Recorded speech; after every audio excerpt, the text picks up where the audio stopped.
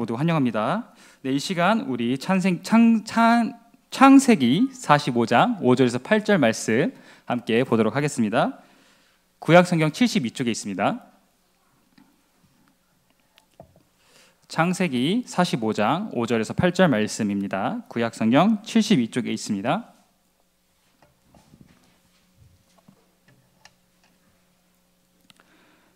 네, 말씀이 길지 않기 때문에 우리 함께 한 목소리로 읽도록 하겠습니다. 당신들이 나를 이곳에 팔았다고 해서 근심하지 마소서, 한탄하지 마소서. 하나님이 생명을 구원하시려고 나를 당신들보다 먼저 보내셨나이다. 이 땅에 2년 동안 흉년이 들었으나 아직 5년은 발가리도 못하고 추수도 못할지라. 하나님이 큰 구원으로 당신들의 생명을 보존하고 당신들의 후손을 세상에 두시려고 나를 당신들보다 먼저 보내셨나니 그런즉 나를 이리로 보낸 이는 당신들이 아니요 하나님이시라. 하나님이 나를 바로에게 아버지로 삼으시고 그 온 집의 주로 삼으셨으며 애굽 온 땅의 통치자로 삼으셨나이다. 아멘. 네, 오늘 선으로 이끄시는 하나님이라는 제목으로 말씀 나누도록 하겠습니다. 여러분, 하나님은 선하십니다. 맞습니까? 하나님은 항상 선하십니다. 인정하십니까? 하나님은 내 삶에 단 한 번도 해를 끼치신 적이 없습니다. 동의하십니까? 사실 지식적으로 알고 있는데 마음적으로 온전하게 동의하기 어려운 고백입니다. 왜 그렇습니까? 하나님이 분명 나의 인생을 푸른 초장으로 인도한다고 말씀하시는데 정작 나의 삶은 광야 한가운데 있을 때가 너무나도 많기 때문입니다. 여기 계신 분들 중 그 누구도 주님을 믿고 나서 소위 꽃길만 걸었게 되신 분은 없을 것입니다. 각자의 삶에 아픔이 있고 고난이 찾아옵니다. 때로 도저히 이해할 수 없는 말도 안 되는 상황이 우리 인생 가운데 찾아옵니다. 이번 달부터 큐티 본문이 욥기인데요. 비록 욥과 같이 극적인 상황까지는 아니더라도 때로 욥과 같이 이해할 수 없고 도저히 납득이 되지 않는 일들이 우리에게 들이닥칠 때가 너무나도 많습니다. 짧은 제 삶만 들여다보아도 그렇습니다. 제 부모님은 주님의 뜻에 순종하여 선교사로 나가셨습니다. 그렇다면 적어도 하나님께서 선교 외적인 부분에서라도 저희 가족을 지켜주셔야 하지 않겠습니까? 그런데 저희 가족은 중간에 선교 후원이 끊기기도 하고 어머니가 혼자 한국에 남아 유방암 수술을 받으시기도 하고 아버지는 사고로 전신마비가 되셨습니다. 그리고 다시 선교지로 돌아가고 싶으셨던 아버지께서는 그 땅을 다시 밟아보지도 못하시고 소천하셨습니다. 하나님의 뜻은 어디에 있는 것일까요? 하나님은 선하신 분이십니다. 그런데 정말로 매 순간 선하신 분이실까요? 단 한 번도 우리의 삶에 해를 끼치지 않으시는 분이실까요? 성경은 여전히 우리에게 그렇다라고 대답합니다. 요셉의 인생에서 우리는 선하신 하나님을 바라볼 수 있습니다. 우리는 요셉을 이집트의 총리로 기억합니다. 꿈을 꾸는 자, 왕의 꿈을 해석하여 가장 높고 존귀한 자리에 오른 자로 기억합니다. 하지만 사실 우리가 알다시피 요셉은 어린 나이에 어머니를 잃고 자라서는 형들에게 배신을 당하며 노예로 팔려나가고 또 억울하게 성범죄자로 낙인이 찍혀서 죄수로 복역하였던 사람입니다. 요셉의 잘못은 무엇이었나요? 그가 아버지의 사랑을 독차지한 것인가요? 그가 형들의 잘못을 아버지에게 고자질한 것인가요? 그것이 형들에게 버림받을 정도로 잘못된 것은 아닐 것입니다. 그렇다면 자신이 꾼 꿈을 형들에게 전한 것일까요? 물론 경솔한 행동일 수는 있습니다. 하지만 요셉은 분명 자신의 꿈이 심상치 않다는 것을 느꼈을 것입니다. 이는 야곱도 마찬가지입니다. 37장 11절에 야곱은 요셉의 말을 간직해 두었다고 나와 있습니다. 심지어 이 꿈은 2번이나 반복된 꿈입니다. 41장 32절을 보면 요셉이 나중에 바로의 꿈을 해석하면서 이렇게 말합니다. 바로께서 꿈을 2번 겹쳐 꾸신 것은 하나님이 이 일을 정하셨음이니라. 하나님이 속히 행하시리니. 즉 요셉이 2번 꾼 이 꿈은 명확하게 하나님께서 정하신 일을 요셉과 그의 가족에게 보이신 꿈입니다. 요셉 자신 또한 이 꿈이 결코 평범하지 않은 꿈이란 것을 알고 있었을 것입니다. 그렇기에 이 꿈을 다른 가족들에게 말을 하는 것이 그가 노예로 팔릴 만한 이유를 제공하지는 않습니다. 하지만 요셉은 17의 나이에 가족을 떠나 노예로서 그리고 죄수로서 무려 13년을 살아가야 했습니다. 과연 이곳에 하나님의 정의가 어디에 있으며 하나님의 공의가 어디에 있습니까? 요셉은 하나님이 보여주신 꿈으로 인해 노예로 팔려나갔습니다. 요셉은 하나님 앞에 죄를 짓지 않으려 하였기에 감옥에 가게 되었습니다. 요셉의 삶 속에서 하나님의 선하신 뜻은 도대체 어디에 있는 것일까요? 그럼에도 놀라운 사실은 하나님은 매 순간 요셉과 함께 하셨다는 것입니다. 39장 2절에 여호와께서 요셉과 함께 하심으로 그가 형통한 자가 되었다라고 나옵니다. 하나님이 함께 하시는 노예, 범사에 형통한 노예, 정말 모순적인 표현이 아닐 수 없습니다. 또 성경은 요셉이 감옥에 갔을 때에도 하나님께서 요셉과 함께 하셨다고 말합니다. 창세기 39장 21절에 여호와께서 요셉과 함께 하시고 그에게 인자를 더하사라고 나와 있습니다. 정말 여호와께서 함께 하시고 인자를 더하셨더라면 적어도 그가 감옥에 가는 일은 없어야 했지 않겠습니까? 최소한 그가 양심을 지키려는 행동으로 인해서 감옥에 가는 일은 없었어야 했을 것입니다. 하지만 성경은 이 모든 것이 요셉에게 형통이었고 은혜였다고 기록하고 있습니다. 사랑하는 성도 여러분, 여러분이 요셉이라면 어땠을 것 같습니까? 하나님의 신실하신 계획을 신뢰할 수 있었을까요? 요셉은 하나님이 주신 꿈이 과연 무엇을 의미하는지 알 수 있었을까요? 결코 아닐 것입니다. 요셉은 자신이 애굽으로 노예로 팔려갈 때 결코 하나님의 선하신 계획이 있다고 확신하지 못했을 것입니다. 설령 요셉은 자신이 꾼 그 꿈의 의미를 알았다 하더라도 하나님이 언제 그리고 어떻게 자신의 삶에서 이 꿈을 이루실지 알지 못했을 것입니다. 요셉은 17살에 하나님이 주신 꿈을 꾸고 나서 22년이 지난 후에 그가 39살이 되었을 때에야 비로소 자신의 형들을 만나게 되었습니다. 요셉이 그의 형제들을 만났을 때 요셉은 어떤 심정이었을까요? 반가웠을까요? 아니면 분노하였을까요? 지난 날들의 고생이 자신의 머릿속을 스쳐 지나가진 않았을까요? 그런데 요셉은 형들이 자신에게 절하는 그 순간 약 22년 전 과거 그가 17살 때 꾸었던 꿈을 기억하였습니다. 과거 그가 꾼 꿈처럼 그의 형들은 모두 자신을 향해 절하고 있었습니다. 하지만 요셉은 여전히 더 확인해야 했습니다. 자신의 아버지와 자신의 동생 베냐민이 잘 지내고 있는지, 그리고 형들이 지난 죄를 회개하고 있는지 확인해야 했습니다. 그래서 요셉은 형들을 속이고 곤란한 상황에 처하게 만듭니다. 그리고 결국 그들은 요셉의 계략에 빠져 꼬투리가 잡혀서 그들의 막내 베냐민을 노예로 넘겨야 하는 상황에 처하게 됩니다. 그러자 놀랍게도 이번에는 그들이 과거와는 다른 모습을 보여줍니다. 42장 21절에 그들은 과거의 일을 떠올리면서 자신들의 죄악을 인정하는 모습을 보입니다.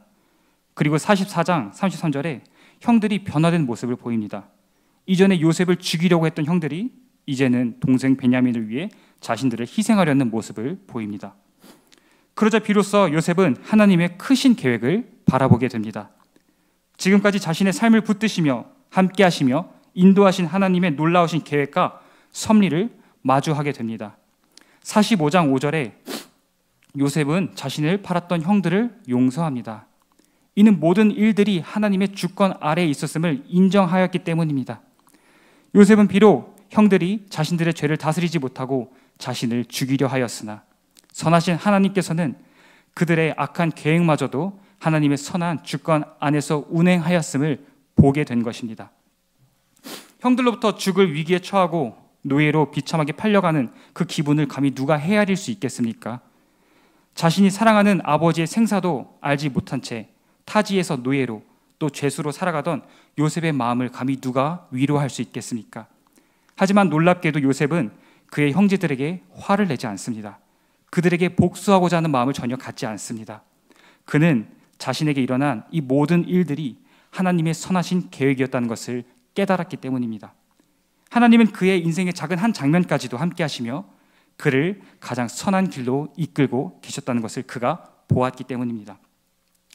요셉은 자신이 죄를 짓지 않았는데 왜 하나님께서는 자신을 이러한 상황에 처하게 하셨는지 자주 질문했을 것입니다.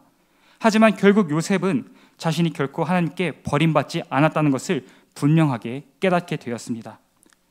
또 이는 단지 요셉을 위한 계획뿐만이 아니었습니다. 하나님은 야곱에게도 나타나셔서 이 모든 것이 하나님의 선한 뜻이었음을 밝히셨습니다. 가장 사랑하는 아들의 죽음 앞에 좌절하던 야곱은 그가 살아있을 뿐만 아니라 이 모든 것이 하나님을 위한 하나님의 계획이라는 것을 그는 보게 됩니다. 사실 이 약속은 이미 아브라함에게 주어진 약속이었습니다. 창세기 15장 13절과 14절에 여호와께서 아브라함에게 이르시되 너는 반드시 알라.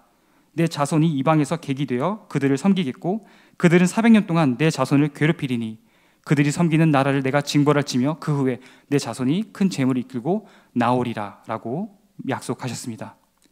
요셉의 생애를 통해 이루신 하나님의 섭리는 요셉에게 뿐만 아니라 동시에 그의 가족과 이스라엘 민족의 구속사적 언약의 성취였습니다. 우리의 삶도 마찬가지입니다. 하나님은 우리의 삶 속에서 그분의 놀라우신 구속사를 이루어가고 계십니다.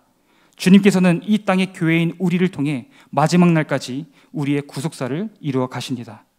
그때까지는 우리는 우리에게 찾아오는 이 고난마저도 하나님이 합력하게 하셔서 성도의 유익을 위하여 섭리하신다는 사실을 믿음으로 고백하며 나아가야 합니다.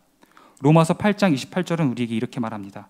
우리가 알거니와 하나님을 사랑하는 자 곧 그의 뜻대로 부르심을 입은 자들에게는 모든 것이 합력하여 선을 이루느니라. 비록 도저히 내게 닥친 시련이 이해가 되지 않고 용납이 되지 않더라도 그 누구도 나의 고난을 설명하지 못한다고 할지라도 이 또한 주님께서 우리 인생 가운데 허락하신 섭리라는 것을 믿으며 나아가야 합니다. 저도 요셉과 같은 경험을 했습니다. 제 인생 가운데 찾아온 많은 시련들과 고난들이 모두 주님께서 내 삶에 허락하신 은혜라는 것을 고백하게 되던 그 순간이 있습니다. 우리 가정에 선교 후원이 끊겨서 재정적으로 힘들어질 때 저희 가족은 공급해 주시는 하나님을 바라보게 되었습니다. 어머니가 암에 걸리셨을 때는 저희 가족이 하나됨을 경험했습니다. 아버지가 사고로 전신마비가 되셨을 때는 하나님의 은혜를 경험하였고 아버지께서 소천하실 때에는 하나님께 감사를 알게 되었습니다.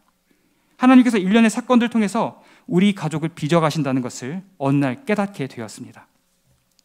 그리고 하나님께서는 제 인생을 들어 사용하신다는 것을 제가 보게 되었습니다. 저를 사랑하시고 주의 종으로 불러주셨다는 것을 깨닫게 되었습니다. 마치 인생의 조각들이 맞춰져서 하나의 큰 그림을 그리는 것처럼 주님께서는 주님의 주권과 섭리로 저를 주관하고 있었음을 바라보게 되었습니다. 하나님께서 제 인생을 붙드시고 이끄신다는 것을 깨달았을 때 주를 위해 살겠다고 고백하지 않을 수 없었습니다. 이후로는 제가 바라보는 모든 관점이 다 변화했습니다. 제가 학부 때 사학과를 전공했는데요. 한 번은 제가 한국 고고학 시간에 이제 수업을 듣는 중에 교수님께서 짧게 인류의 역사에 대해서 설명해 주셨습니다. 그런데 갑자기 그런 생각이 들더라고요. 인류의 역사에 대해 한평생 연구하신 저 교수님보다 주일학교의 4살짜리 어린아이가 더 높은 지식을 알고 있구나.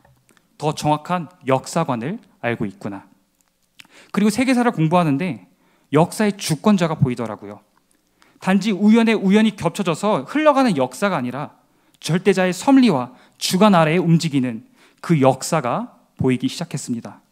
사랑하는 성도 여러분, 욥기를 통해 묵상하면서 우리가 보았듯이 믿는 자들에게도 고난은 찾아옵니다. 아니, 오히려 그리스도의 도를 따른 성도들에게는 시련이 필히 임할 것이라고 성경은 우리에게 말합니다. 베드로전서 4장 12절과 13절은 우리에게 이렇게 말합니다. 사랑하는 자들아, 너희를 연단하려고 오는 불시험을 이상한 일 당하는 것 같이 이상히 여기지 말고 오히려 너희가 그리스도의 고난에 참여하는 것으로 즐거워하라. 이는 그의 영광을 나타내실 때에 너희로 즐거워하고 기뻐하게 하려 함이라. 이처럼 성경은 우리에게 찾아오는 이 고난들마저도 우리에게 기쁨이 된다고 말씀하십니다. 이 주님의 섭리와 주권을 신뢰하는 자와 신뢰하지 못하는 자의 삶을 결정적일 때 차이를 보입니다. 제가 군대에 갔을 때의 일입니다. 어느 날 행정반에서 저를 불렀습니다. 제가 가보니까 사학과이기 때문에 군단 유해발굴병을 뽑는데 너가 가라는 것이었습니다. 그래서 유해발굴팀에 지원하였고 저는 이제 그곳에서 다른 부대에 있는 사람들이 함께 모여서 유해발굴 팀을 꾸려서 생활을 하게 되었는데요. 그러다 보니까 군 생활이 너무나도 쉬웠습니다. 소위 우리가 꿀 빤다고 말하죠. 유해발굴팀에 있는 모든 팀원들이 정말 꿀을 빨았습니다. 왜냐하면 선임들도 없고 괴롭힌 사람도 없고 다른 사람들이 한 곳에 모여서 일시적인 팀을 만들었기 때문입니다. 그런데 그 유해발굴 팀 중에 한 명은 자신이 기독교인이었다고 밝히더라고요. 그런데 그 친구가 이렇게 말하더라고요. 자신의 청년부 전도사님이 너가 기도하면 하나님께서 좋은 곳으로 보내주실 거야 라고 했던 겁니다. 그래서 그 친구가 열심히 기도했대요. 그런데 정작 그 친구가 갔던 부대는 좋은 곳이 아니었던 것입니다. 그러자 그 친구는 그 전도사님을 원망했고요, 하나님을 원망했습니다. 그리고 신앙에서 떠났습니다. 그리고는 유해 발굴팀에서 세상적인 친구를 사귀었습니다. 그리고 같이 휴가를 갔다 오더니 클럽에 가서 알지 모르는 여자와 하룻밤을 보내고 돌아왔더라고요. 이전에는 자신이 기독교인이어서 하지 못했던 것들을 마음껏 하기 시작하더라고요. 이 친구는 왜 자신의 신앙을 버린 것일까요? 그 친구는 하나님이 자신을 힘든 부대로 보낸 것을 이해하지 못했기 때문이겠죠. 그 전도사님의 말처럼 기도하면 하나님이 편한 곳으로 보내실 줄 알았는데 그러지 않았기 때문이라고 하는 것입니다. 하지만 정말로 그 친구의 말대로라면 그 친구가 유해발굴팀에 오게 된 것은 정말 좋은 곳으로 하나님이 인도하신 것 아닌가요? 하지만 오히려 그 친구는 편한 곳에 오게 되자 하나님을 떠나서 세상적인 삶을 살게 되었습니다. 그곳에서 세상적인 친구를 사귀고 세상에서 세상적인 모습으로 살아갔습니다. 여러분, 그렇다면 무엇이 문제였을까요? 그 친구에게 기도하면 하나님이 좋은 곳으로 보내주실 거야 라고 말했던 그 전도사님의 잘못일까요? 아니면 그 친구를 힘든 곳으로 보내신 하나님의 잘못일까요? 그 친구가 하나님의 섭리를 이해하지 못하고 하나님을 그저 나의 소원을 들어주는 우상으로 여겼다는 것이 가장 큰 문제일 것입니다. 그는 그저 내 소원을 들어주는 우상으로서 하나님을 믿었으며 그 우상이 더 이상 자신의 소원을 들어주지 않자 더 이상 하나님의 규범을 따르지 않았던 것입니다. 사랑하는 성도 여러분, 그리스도인의 삶이란 단지 성경적 지식을 배우며 살아가는 것이 아닙니다. 요셉은 자신의 인생에서 하나님의 섭리를 보았습니다. 비록 그는 형제들에게 버림받고 종으로 팔리며 억울한 누명으로 죄수가 되었지만 그는 그의 신앙을 포기하지 않았습니다. 비록 이해하지 못하는 상황이 연이어 찾아왔지만 그는 그와 함께 하시는 하나님을 신뢰하였고 나아갔으며 끝내 하나님의 계획을 그의 두 눈으로 확인할 수 있었습니다. 그리고 이 사건 이후에 요셉의 신앙은 더욱더 굳건해졌습니다. 요셉은 자신이 애굽에 팔린 것도 죄수가 된 것도 모두 하나님의 섭리 안에서 행해졌다는 사실을 그가 바라보게 되었을 때 자신의 인생을 통해 역사하시는 하나님과 그분이 어떻게 아브라함에게 하신 그 약속이 자신을 통해서 성실하게 이루어지는지를 직접 목격하였기 때문입니다. 요셉은 이후 하나님의 약속을 더욱더 굳건히 신뢰합니다. 그는 아브라함에게 주신 그 약속이 이루어지는 것을 더욱더 신뢰하게 되었습니다. 그렇기에 그는 약속대로 그들을 애굽에 보내신 하나님께서 다시 그 약속대로 그들을 다시 가나안 땅으로 보낼 것이라는 것을 신뢰하였습니다.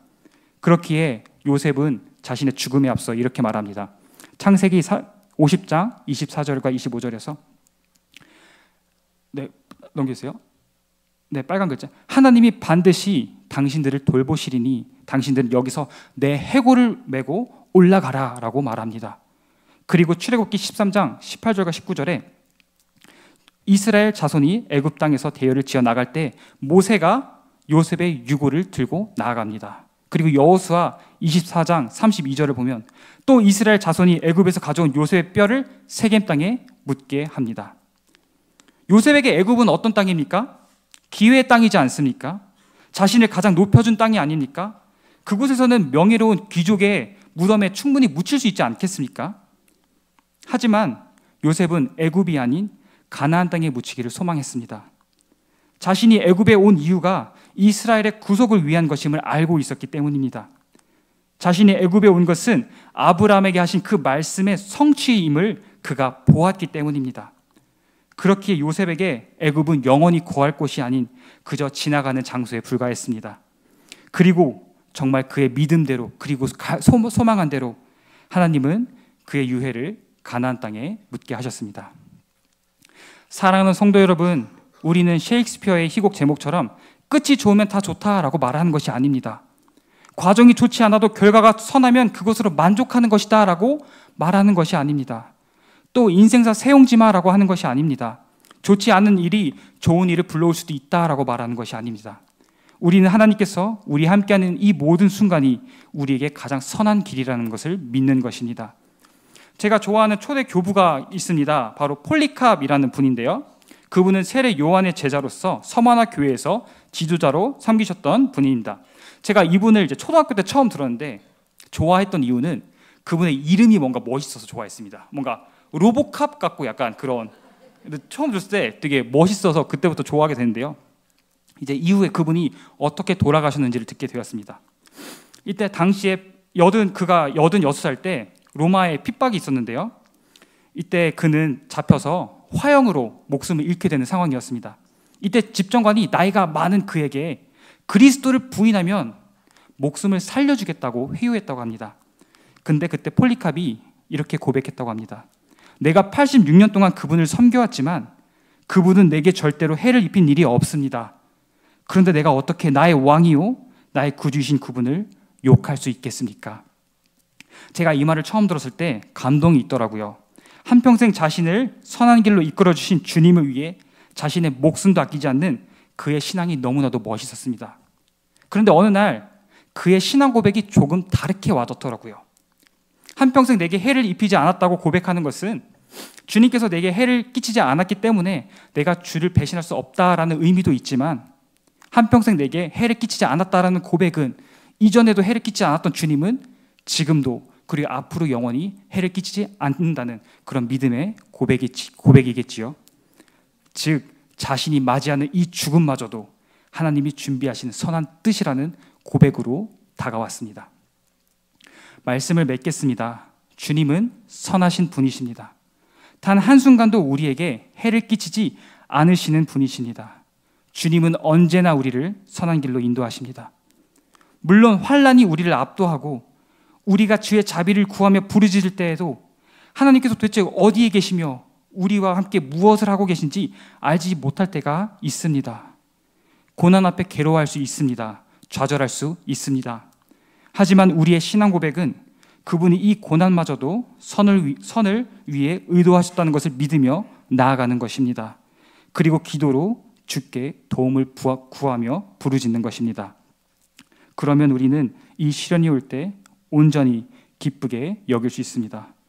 저와 여러분이 이러한 신앙 고백을 하길 소망합니다.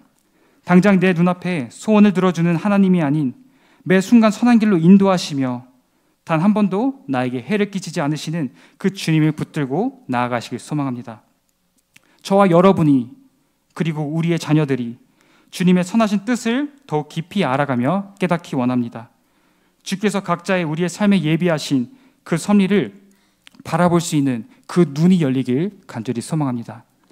지금 당장 내 눈앞에 성공을 갈망하기보다는 이 굳건한 믿음을 갈망하는 우리 수지 함께하는 교회 성도님들 되시길 간절히 소망합니다. 이 시간 함께 찬양으로 나아가기 원합니다. 이 시간 함께 신실하신 하나님을 찬양하도록 하겠습니다.